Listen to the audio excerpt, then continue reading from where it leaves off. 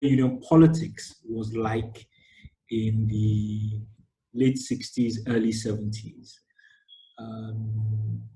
I know you have a story about yourself and Professor Elias just prior to your running for student union presidency. Perhaps you'd like to share that story.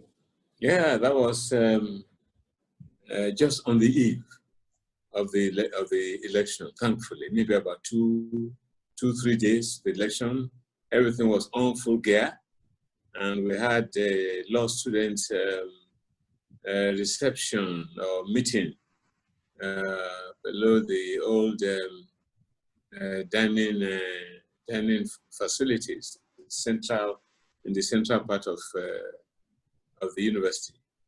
And so as he walked into that meeting, he saw posters of candidates, and he saw mine. And so when he came in, he was a bit disabled, and he said that whereas they encourage the students to participate in students' politics because they thought it was a good breeding ground, preparation ground for societal leadership, political and otherwise.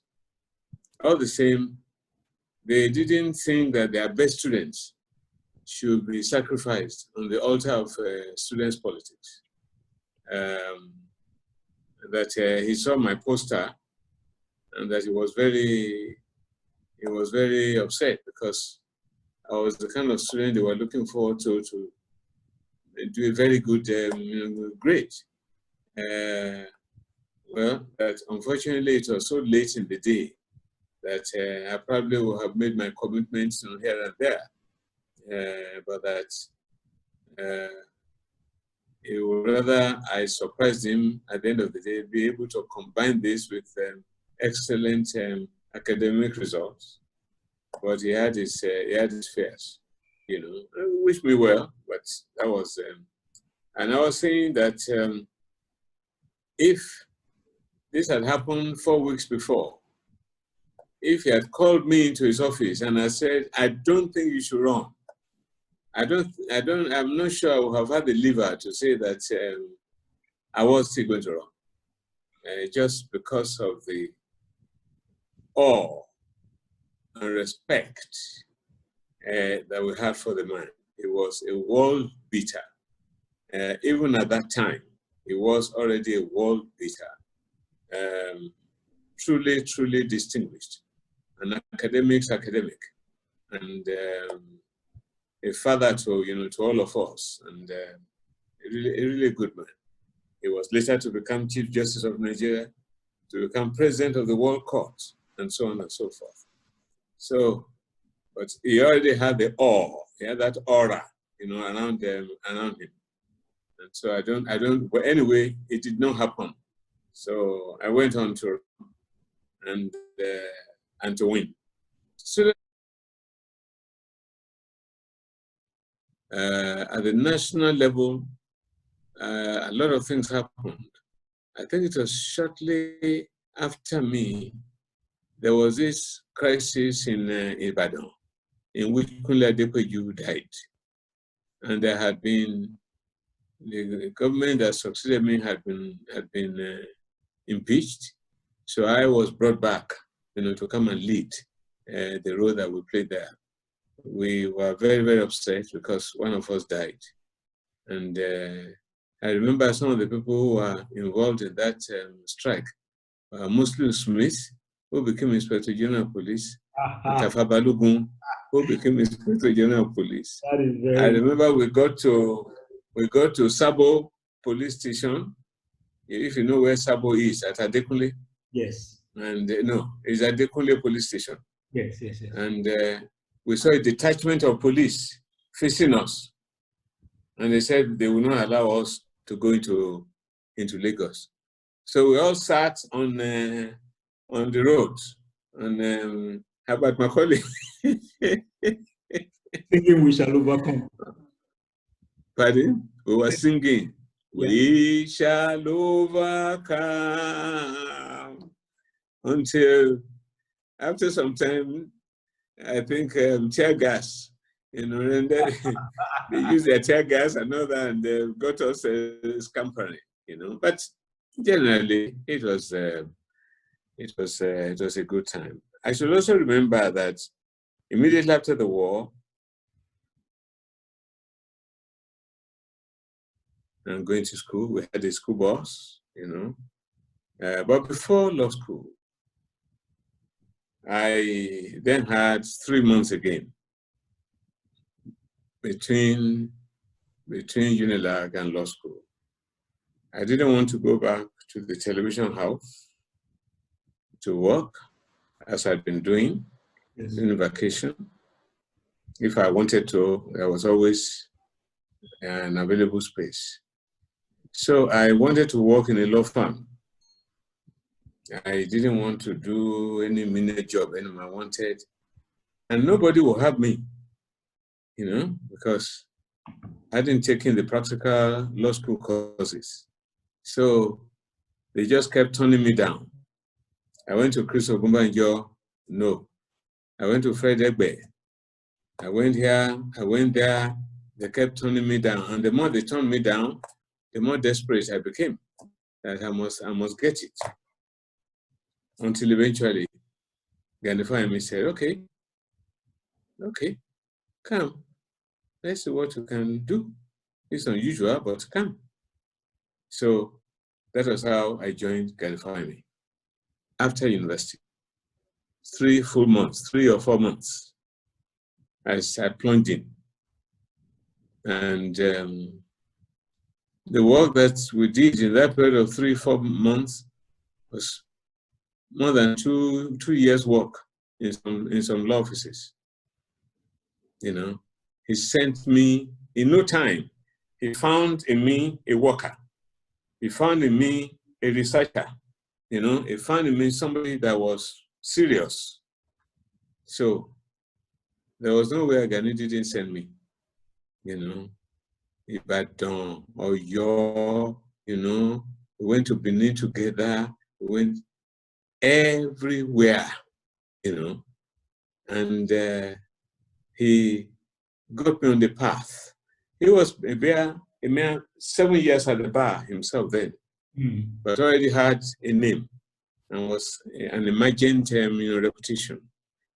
The initial work that led to the Nigerian Weekly Law Report, we started it together. Not that there was, if he had an intention to publish, he didn't tell me. I doubt it. But he had the prodigious zest for knowledge. He would search and search and search. I won't place Gani.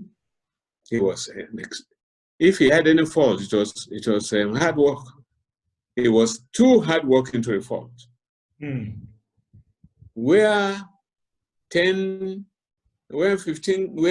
5 cases will suffice. By the time Gani has seen 25, he has only just started. So he didn't have the legal mind of Rotimi Williams or of G.O.K. Ajayi. Those are the finest, or GCU in UK. Those are the finest of advocates, finest. But in terms of what he lacked anywhere, he made up for it through sheer application. The application he did it to a fault. And so at that time, there was no more law reporting. The old Nigerian Law Report had stopped. Nigerian Law Report has stopped. There was no more law reporting.